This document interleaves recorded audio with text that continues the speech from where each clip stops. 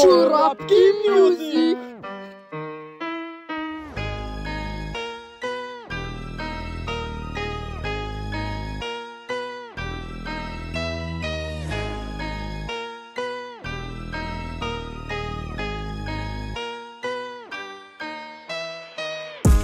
Петнайсти септември дойде и положението стана много зле.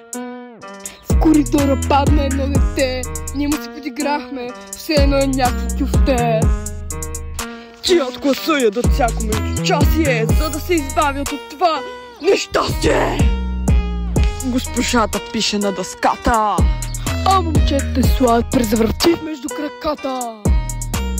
Тая по-английски яде пица с малката си цица. С ученичките са ми кухи. Аре, бегайте от тука, локални мухли!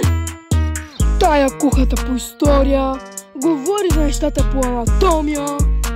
Проститутки по двора се разхождат и с господина по физическо си подхождат. Почти всяка госпожа гледа порно и на наркотици е повторно.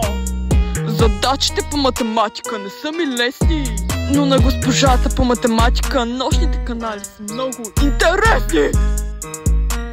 Господина по физическо юна от 5-ти клас се завиват, но деца няма да имат, защото майка и баща и ще я бият. По география учим някакви неща.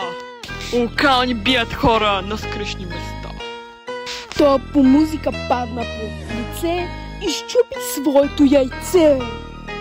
Екскурзиите ви за нищо не стават, само болка ми причиняват. От мон телефоните ни искат, защото знаем, че всеки се натискат. Искат да започваме по-късно час, защото всеки знае какво се случва преди нас.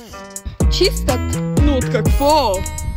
На та по химия и паднаха документите за аборт, защото го записах на Vision Board. Директорите по цял ден мързелуват, когато си тръгнем празнуват. Зубърката се моли за 6, а на следващия ден получава повторен тест. NPC-то на класа гледа Спайдърмен и се мисли за готин окален кретен. Имаме и един педал, който е комплексиран от малкия си чатал. Спортистите на 13 играят с топка, но без да искат да дариха своята, която е малко по-кротка. Онова пикми и плоско като дъска се прави на OnlyFans звезда. Айде, кифли, петия месец сте го минали, без аборт сте загинали. Слушайте картофчовците и чорапките, за да разберете загадките!